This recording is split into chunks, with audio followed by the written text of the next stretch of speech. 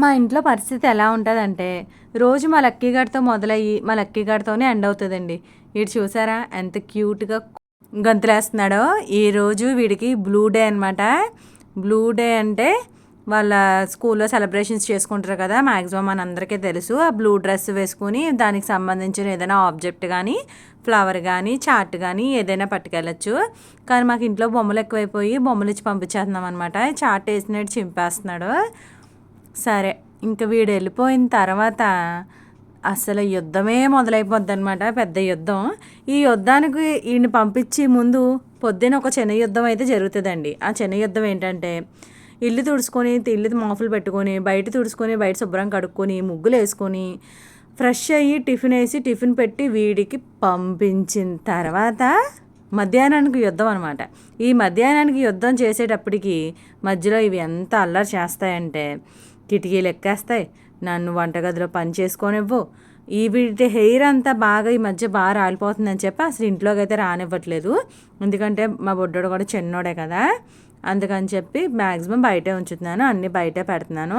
ఒకరోజు అయితే వీటి రొటీన్ మీకు డైరెక్ట్గా చూపిస్తానండి. అసలు ఎంత ఎంజాయ్ చేస్తాయంటే లైఫ్ అంటే ఇట్లది. చక్కగా స్నానం చేయక్కర్లేదు, చదువుకోక్కర్లేదు, ఉద్యోగం చేయక్కర్లేదు, ఆ పూట తిన్నామా గడిపామా అన్నట్టుంటే సరిపోద్ది. అదనమాట. నాకు అప్పుడప్పుడు అదే అనిపిస్తుంది, అనవసరంగా పుట్టానురా బాబు అని. పొద్దున్న లేచిన దగ్గర నుంచి సాయంత్రం దాకా చేసుకుంటానే ఉండాలి. ఇక్కడ చూసారా మా రాణి యువరాణి వస్తుంది. యువరాణి చూసారా ఎంత అందంగా నడుస్తుందో. అసలు టిక్కు టిక్కు టిక్కు టిక్కు ఎక్కడ ఉంటుందో తెలియదు. కరెక్ట్గా మా ఆయన బండి వెళ్ళిన తర్వాతే ప్రత్యక్షమవుతుంది, అప్పుడు దాకా కనిపించదు.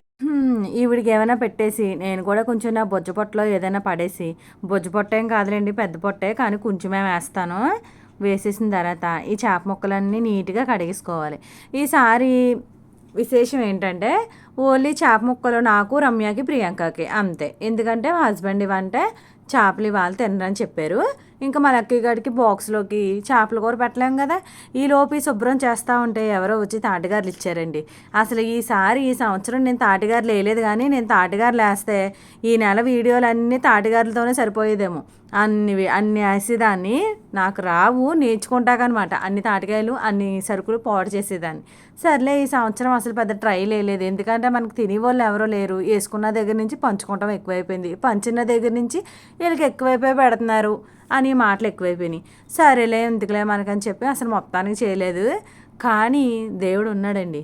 చూసారా, మనం ఖచ్చితంగా తినాల్సిన ఫలాల్లో తాటికాయ కూడా ఒకటి కాబట్టి దేవుడు చూసారా మనకి మంచి చేస్తాడు. అందుకే ఎవరి చేతనో బంధువుల చేత ఈ పంపించాడనమాట. ఈ పంపించి తినేలోపు మనం బ్రేక్ఫాస్ట్ అయితే ప్రిపేర్ చేసుకుందాము. ఈ బ్రేక్ఫాస్ట్ ఏమేం కాదండి, గోధుమ పిండి గుడ్డు వేసి మిక్సీ కొట్టేసి కొంచెం సాల్ట్ వేసి లైట్గా రోస్ట్ చేసుకొని కొంచెం ఆయిల్ కానీ నెయ్యి కానీ వేసుకొని చేసుకుంటే మంచి ప్రోటీన్ ఫుడ్ అనమాట. చాలా బాగుంటుంది. లో కొలెస్ట్రాల్, హై ప్రోటీన్, కడుపు నిండిపోతుంది అనమాట. నేనైతే దీంట్లో షుగర్ కూడా యాడ్ చేసుకోవచ్చు, బాగుంటుంది. బట్ నేనైతే షుగర్ యాడ్ చేసుకోను, కొంచెం లైట్గా సాల్ట్ యాడ్ చేసుకొని తినేస్తాను అనమాట. షుగర్ యాడ్ చేసుకుంటే సేమ్ ప్యాన్ కేక్స్లా వస్తాయి. ఇది అయితే నేను మీషోలో తీసుకున్నాను. లక్కీగా ఏదైనా డిఫరెంట్గా చేసి పెట్టచ్చు బాక్స్లో, అప్పుడు వాడు కూడా కొంచెం ఇంట్రెస్ట్గా తింటాడని మ్యాక్సిమం అయితే ప్యాన్ కేక్స్ కోసమనే తీసుకున్నాను అనమాట. తీసుకుని ఫస్ట్ అయితే నేను బ్రేక్ఫాస్ట్ అయితే ఫినిష్ చేశాను. తాటిగారులేమో తర్వాత ఎప్పుడైనా స్నాక్స్గా తినొచ్చు అని పక్కన పెట్టేశాను. ఎలాగో పాడవ్వవు కదా, ఎందుకంటే పొద్దున్నే తింటే ఇంకా లావైపోతానని భయం. అలాని మధ్యాహ్నం కాదు, అలాని సాయంత్రం కాదు, ఎప్పుడు తిన్నా ఒకటే తినాలని ఫిక్స్ అయ్యి పక్కన పెట్టేశాను అనమాట.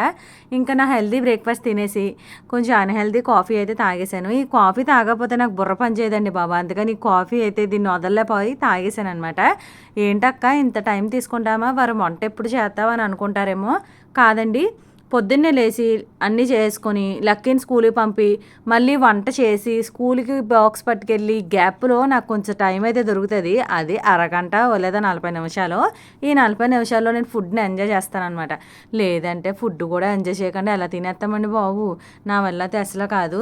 అలా ప్రశాంతంగా కాదు, హడావుడిగా తినాల్సి వస్తే నేను అసలు ఫుడ్ అంతా స్కిప్ చేస్తాను. ఇంకా ఫిష్ కర్రీ అయితే మాకే కాబట్టి ఎలా పడితే అలా వండేసాను అనమాట. ఎలా పడితే అలాగంటే భయపడమన్నమాట. ఎలా వస్తుందో ఏంటో, బాగుండాలి బాగోకూడదు ఈ ఆలోచనలు ఏమీ రావు. తినేది మేమే కదా అని చెప్పి శుభ్రంగా చేస్తాను. అలా చేసినప్పుడే చాలా బాగా వస్తుంది.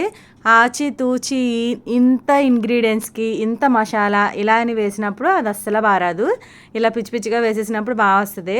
బట్ నేను పర్సనల్‌గా నేను తినాలనుకున్నప్పుడు మటుకి ఖచ్చితంగా ఇలా కలిపి పెట్టేసుకుంటాను. చాలా బావుంటది.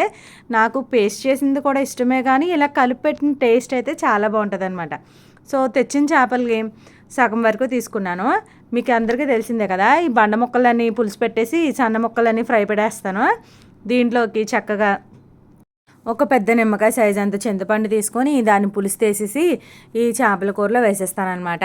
ముందు ఇలా కలిపి పెట్టేసుకున్న తర్వాత కొంచెం వాటర్ అయితే వేసి అవన్నీ బాగా మగ్గించి చేప ఒక 80% ఉడికిపోయిన తర్వాత ఒక 50% ఉడికిపోయిన తర్వాత చింతపండు పులుసు వేసి ఇంకొక 80% ఉడికించిన తర్వాత అప్పుడు జీలకర్ర, వెల్లుల్లిపాయలు, గసగసాలు, కొంచెం లైట్‌గా మెంతులు వేసి దంచింది వేస్తాను. ఇంకొక 20% అప్పుడు ఉడికిపోద్ది అనమాట. చాలా బాగుంటుంది.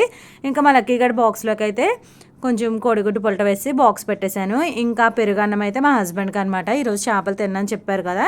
సో, అందుకని చేపల కూర నా ఒక్కదానికి ఇంత స్పెషల్‌గా వండుకుంటున్నాను అనుకోకండి. ఫ్రెష్ చేప అయితేనే బాగుంటుంది. ఫ్రిడ్జ్‌లో పెట్టిన చేప అనుకోండి సప్పబడిపోద్ది కాబట్టి కొంచెం బాధపడినా కష్టమైనా వండుకొని తినేస్తే బాగుంటుంది కదా! సో, వీళ్ళిద్దరికి బాక్స్ ఇచ్చేసి వచ్చేసిన తర్వాత నేనైతే బ్రౌన్ రైస్ వండుకున్నాను. బ్రౌన్ రైస్ వండుకొని ఈ ఫిష్ కర్రీ అయితే వేసుకుని తినేసానండి. ఫిష్ కర్రీ బాబోయ్! తినేసేటప్పుడు బాగానే తినేస్తాను కానీ ఆ వీడియోలన్నీ తీసి వాయిస్ ఓవర్ ఇచ్చేటప్పుడు మళ్ళీ నోరు ఊరిపోద్దండి. అసలు ఇదేంటో నాకు కక్కుర్తి నాకు అర్థం కాదు. పోనీ తినేస్తామా హడావిడిగా భారీగా అంటే అస్సలా కాదు.